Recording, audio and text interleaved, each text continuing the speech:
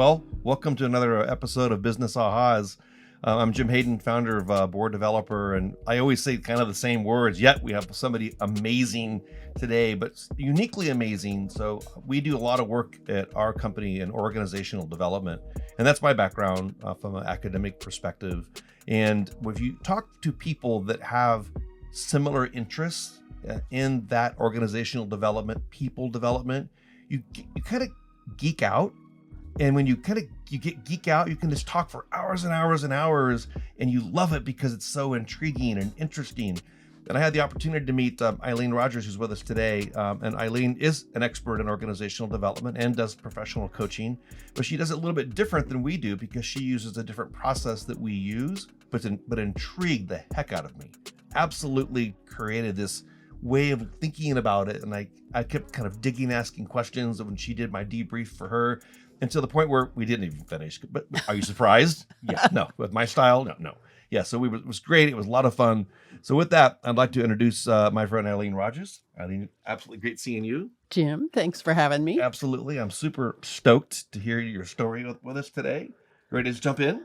Sure, let's go. Okay, so in your career, talk to me a little bit about journey.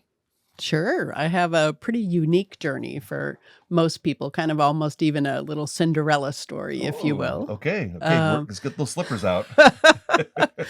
So I went to college in Wisconsin and did some traveling around Europe. And when I met somebody there, it was come to Arizona. So I packed up everything I had and my $500 and came out to Arizona with the thought that I would go to Thunderbird, I'd get an international marketing degree and head off to travel again because I love to travel. And so I came out here. I was a nobody, was running out of money quickly and determined not to go home. So somebody said, do you want to get your resume printed instead of copied? And I'm like, whatever. And he said, there's a little shop down the street. So I was like, okay. So I walk into this little hole in the wall, really, on Indian School Road and ended up meeting the guy. He was going to print my resume, offset printing. So I'm kind of wrapping my head around the year. This would have been 1980, January 1983. Yeah, printing for yes, you. And walk in while you wait Sure. kind of thing. Just the very beginning of the industry. And so I came back and he actually asked me to play racquetball. He'd read my resume. And so had a juice or something afterwards and I needed a job. I had a marketing and business degree. He needed someone to help him.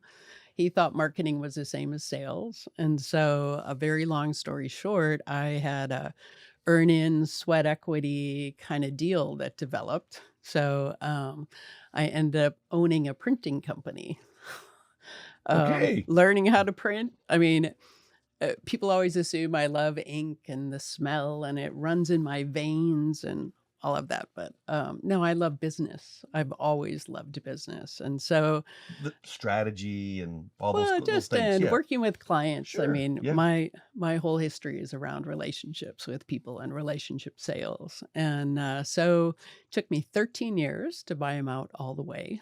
And I learned a lot of things. Wow.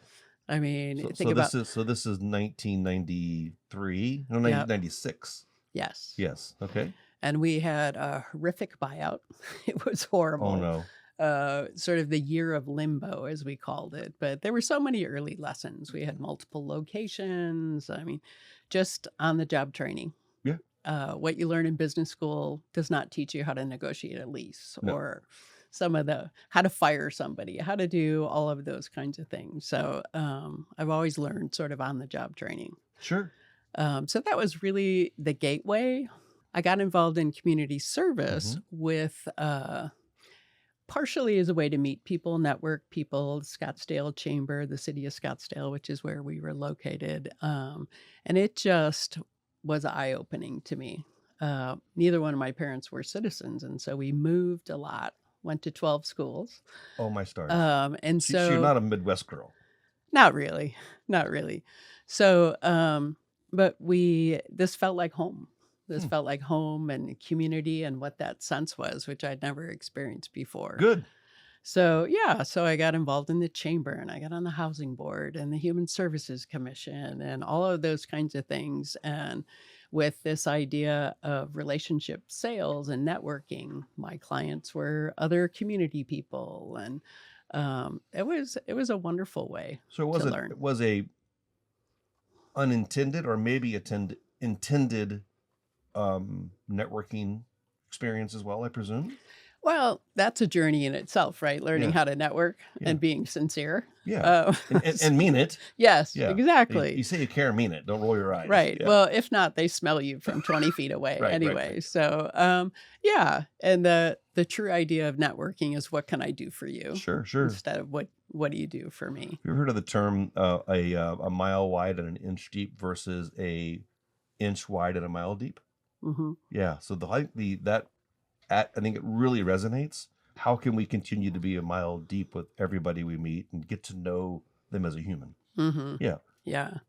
And so I began to do lots of business with people in the community. And it was a way for me to bring my passion for making a difference in the world and in the community. So lots and lots of our clients were nonprofits or uh, companies with purpose and things like that. So it was a nice way to put it together. In the printing company. Hmm. So you got to see all their material as well. Yes. And Yes. seeing all that material, I don't think it's copyrighted. Maybe some of it is, but you can't unsee things like, oh my gosh, No. that's fantastic. Like, that's a great business plan. Oh my gosh, it's an incredible PPM or whatever. Yeah. Well, and I love to learn. So I would learn a lot about different organizations and businesses and how does it tick. So I have a question for you. Back during that period of time, this was from 83 to 96, how often when somebody came in to have something done, it was the leader versus a non-leader? It was more non-leader back Hmm. then. That was Interesting. when your administrative or office manager took care of stuff. Right. I mean, honestly, I remember getting a fax and the world changed. Oh That's yeah. how that's how different it was, right? We used to proofread over the phone. Wow. Yeah. Yeah. Yeah. Okay. So after the buyout was a significant time for me. It had been, this is what I was working for. And then all of a sudden it was like, now what? Boom. Well, and on top of that, it had been a very difficult buyout to get Tumultuous. done. And then right after that, I got into a lawsuit with a former employee. Ouch. That was before we had insurance and other things like that. So a lot of things to learn there. Sure. First and foremost in business, that no one wins in a lawsuit. No, but the experience you learn from that is Oh my gosh. remarkable. Yes. Well, actually, that's not necessarily true. The attorneys win. Yeah, exactly. Exactly. You You gotta never be win. nice to our counsel, yeah, when they're Yep. appropriate. Yep. Yeah. So I swore I would never have another business partner again. And, Hmm. did a lot of continue to grow the company, expand the company. I had built a building in the meantime. So I had the industry had shifted from individual locations to production center, those kinds of things. So the way we did business, of course, evolved and changed. And then technology threw a lot in there. So you had the distribution center because of quantity, I presume? Well, because the shift was that now you had salespeople who came to your office. When I started, you came into my office. Wow, that's a shift. Mm-hmm. Yeah. Okay. Yeah. Well, the nice thing was we didn't need 3 locations because it's harder to manage 3 than it is 1. Yeah, but everybody wants to grow. We have to have multiple locations. We got to Oh go. my We have to gosh. go nationwide. Like, can you do same store growth? No pun intended. Right? Well, and you can make more money doing less. So many ways. Quality over quantity, Yes. Yeah. or quantity of printing, maybe. Yeah. Uh-huh. So we were part of a national franchise. We Hmm. were the only one west of the Mississippi at the time. And so got involved in leadership within the franchise and peer performance groups. Hmm. Was proud of being the first woman chair. I think out of all of the franchisees, there were 2 women owners 2. that weren't married to somebody. Wow. And you were 1.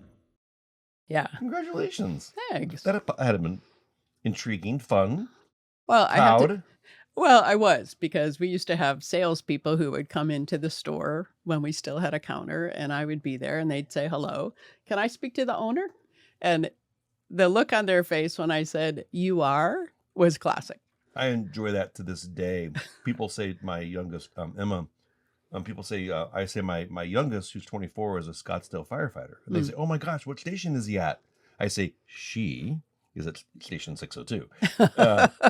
So it's proud. You don't expect, especially then, for the person at the counter, not only to be, you probably may stereotype, should be female, Right. but you do not think that person is the owner of the establishment. Oh, so many opportunities like that And how in many terms times of did you gender. say, "No, he's not here"?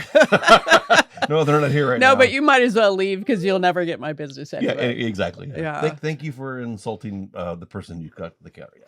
Well, the one experience I'll never forget was the very first loan I had to get for $5,000 to put my down payment for my first buy-in. So my partner went with me. We went to the banker, big desk, low chairs on the outside, Oh no. and he never once looked at me. He talked to my male business partner the whole time, Ouch. and Lovely. got my loan and everything. And, a month later, we changed banks. Oh, really? Yeah. But it was definitely a male industry. Sure. But it's lots of good stories that go with it. Yeah. So then, not ever having a partner again, I met Business partner. business partner, Okay. business Got partner. it. Okay. I Got met- to be clear on that now. That's true. You I see, you know. appreciate your partner these days. You're like, Life partner, is this business, yeah. Are you? Who cares? Yeah. Right. Yeah. So the world was becoming more digital, which I can do. It's not really my interest. I love people more. And so I had a great opportunity with a public company and hired a consultant in to come and help me. And he was great. And I was just amazed. He's very technical, digital, and sales savvy, relationship based. And he had left the corporate world to come and be on his own. Okay. I think I know where this is going. I'm reading the tea leaves. Yes. So he was at that point when you're a new entrepreneur where you don't see your kids and your family and you come home late. Really? And that happens? it does. And I had a building and I had banking and legal relationships and established base. And so it was a long-term buyout opportunity. Him for me, my opportunity to retire, because it was pretty obvious selling a printing company wasn't going to be your retirement. And so a lot of things just came together. And even though I said I'd never have a business partner again, it's something I'm just so glad happened. And we had overlapping skills. We had a lot of similar skills, but I've learned a lot from him. And one of the things I'm most proud of is when we finally finished the buyout, which we led with our values, our core values. We're still really good friends. Congratulations. I mean, that is to say we're still really good friends in a 50, I'm assuming, and I don't know what the percentage was, irrelevant. The fact of partnerships are hard. Hard because it's family. It is family. He was my work husband. Yeah, it's family that you picked. Yes. As opposed to family that you don't pick. Right. And so all of those things that kind of pull you out of the way when you start to negotiate a deal and your lawyer says, but that's not enough money, or this is too much risk, or don't do this. And we just kept circling back to, yes, this is your opportunity to take it and do what you want, and mine to sail into the sunset. There you go. Yeah. So that was 38 years. Wow. Wow. That's a long time. Yeah. So it was 5 years ago that we finished the deal. Okay. Then what? Well, then COVID happened and I felt guilty because I sold in January and left in March. But I'm happy to report he's doing well and he made it because I felt terrible. So 15 years ago, somebody had tried to approach us in terms of an acquisition. And I thought, oh, shit, now what do I do if this happens? And so I went back to my coach and did a little transition coaching. And out of that came, gosh, maybe you should coach, Eileen. And so I had a chance to experiment between coaching, facilitation, advising, all of those things And you, while I was still and working. you probably enjoyed the person who was coaching you. Oh, yeah. It was fun relationship, probably strategic. Yeah. It's like having this little person on your shoulder all the time. Well, I spent my whole career, the best way that I learned was part of CEO forums and, the coaching and things that come from those. So I have great value in it.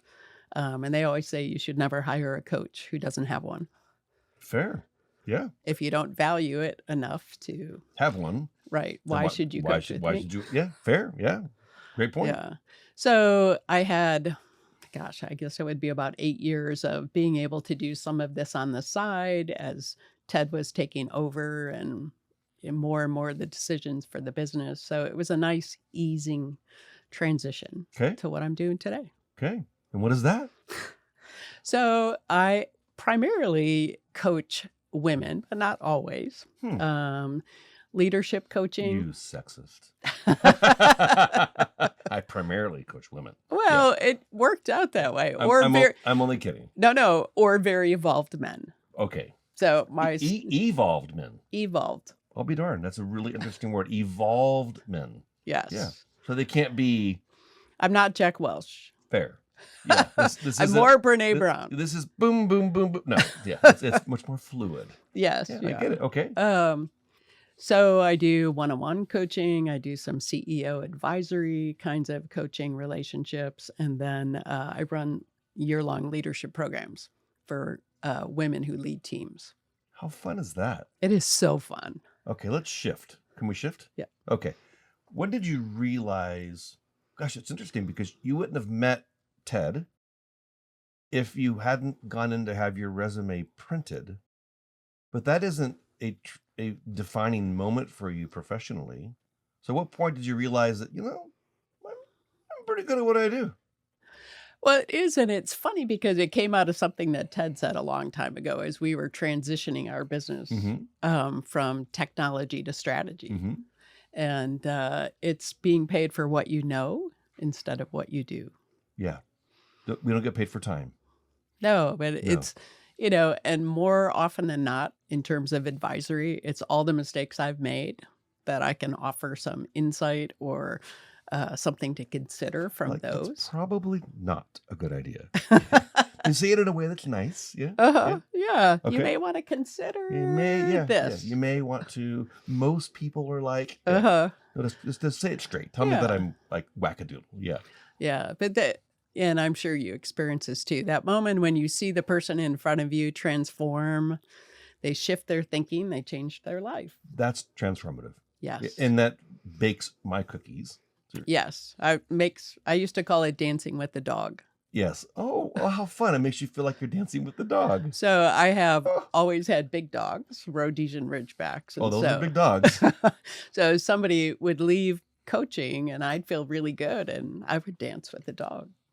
How exciting is that? Yeah, but it's just that feeling like you see animals that are happy and they just zip around or they don't know what to do. But it would just fills my heart. So that happened in your second career now, the last 5 years. Not that huge time you spent in the printing business with Ted. No. Interesting. But you used all of that to allow you to make that transition and allow those moments to happen. Huh. Okay, let's shift gears for the last time. Okay. Ready? What one thing would you say was that aha moment, that eureka, like, oh shit, wow, that was so impactful. I can't even move. Well, I have to say, it's been so much fun thinking about this, right? Ever since you posed this question, but I came back to something early on in my career. And I was just in the community. I was involved in Scottsdale Leadership, the second class. They're on 40 now. Oh my goodness. And part of that, you got to mentor a leader for a day. And I mentored with Herb Drinkwater. You mentored. I rode along with Herb. With Herb Drinkwater, who was the mayor of Scottsdale at the time. Fascinating. Okay, got it. Amazing guy or whatever. Learned a lot. But what struck me was when he finally retired as mayor of the city, within a year he was dead. Oh, He was diagnosed with, a cancer.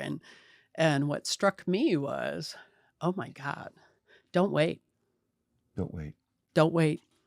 Don't wait. And so over time, Hmm. you need to believe you're a creator, first Mm-hmm. of all. But over time, I wasn't going to wait. I wasn't going to wait to the end to travel. Wasn't going to wait to experience, volunteerism and giving back and having impact. I was going to find a way to blend it. Hmm. So one of the things that makes me different as a coach is I don't believe in balance. I Hmm. don't talk about balance, but I've always talked about how can you blend? How can you blend in such a way that you can create the life you want? It really never is a balance. It's Never. I mean, you maybe want to balance something, but it's usually exactly what you just said. Well, and we're sort of sold that, Yeah. if you look at American capitalism, I'm rolling my eyes. Yeah. Yes. Yeah. Well, and I would say it's a little worse for women, right? Of course. You've got to take care of the family, you've got to do the community, You you've can't do got to, that. You can't do that. Go make dinner. you have to do too much, right? Yeah. Yeah. And so the concept is blending. Today, I'm going to do the best I have with what I've got. Mm-hmm. Tomorrow, I'm going to start over. I'll be darned. I like that a lot. But don't wait. I mean, Don't wait. when I sold my company, I'd already been to 45 countries. Oh, my stars. Well, good. I presume that was for pleasure. Yeah. Oh, my And gosh. some of them included 45 countries. medical missions Oh. and different things that How have meaning for me. fascinating. Yeah. Where's your favorite country? Oh, everybody says that. Yeah. We could ask that as well. Well, can I give you a continent? You can. Africa. Oh, I thought you were going to say North America. No. I'll be darned. Yeah, no, I've been 5 times. It's an Oh. incredible place. What part of Africa? North or south? Or both? Both. Okay. And I, for my 50th birthday, based on a medical mission I'd been at in Mali, I built a school there. So that was last week? Yeah. Okay, perfect. Yeah. Yeah. So, hey, Eileen, thank you. Oh, thank you, Jim. Yeah, It's been fun reflecting on your question. I'll tell you, I have had nobody ever say that before. And so I appreciate it because it makes you realize that if you do wait, you're going to end up of possibly what happened to Herb. And I think I say sometimes to people, never retire. I mean, always do something, Yep. and providing, a value and a purpose. And if you, don't wait, maybe a little bit of, take the chance, ask the question, push a little bit. Yeah, and don't wait also goes back to be a creator in your life, right? Be a creator. But not everybody's creators. Well, A lot of you people, could be a creator and be as courageous True. as you can be. as you can be. But Sure. you have to believe that what you want is possible. Fair. That's awesome. Sometimes how you get there isn't the way you thought you would. Oh, that's very, very true. Mhm. Well, it's fascinating to see Eileen's journey. She went from printing a resume to ended up owning a print business, and very successful. And I didn't know the story. I think it fascinates me is when people tell like this story, and like, oh my gosh. And then this transition of her into her new role as a coach, and having this that was the transition of when she really realized this is my calling, which has been in the last 5 years. So she said she's 65. So between 60 and 65 is when she had her aha moment. So if you think about that, it's okay. You don't have to have that when you're 30 or 25 or you're 50, or you actually may have it when you're 70. I mean, or you have another one, right? You never know. And then I really appreciate your aha moment, that eureka she said, don't wait. Because I think that we often are afraid. We often don't make decisions because we want to think about it some more. We want to process it some more, and don't wait. And I think that your story of Herb, one of the legendary mayors of Arizona, in the city of Scottsdale, truly made a huge impact upon where we are as a community as a whole. Serving as long as he did, in the city of Scottsdale. So, Eileen, thank you for being here. I'll tell you what, it has been a thrill, because when you hear that whatever that is, and you think about it for a minute, and you go, okay, well, that gets me good. Yeah. Thank you. Yeah. Thank you. Thanks. It's been fun too. Great having you.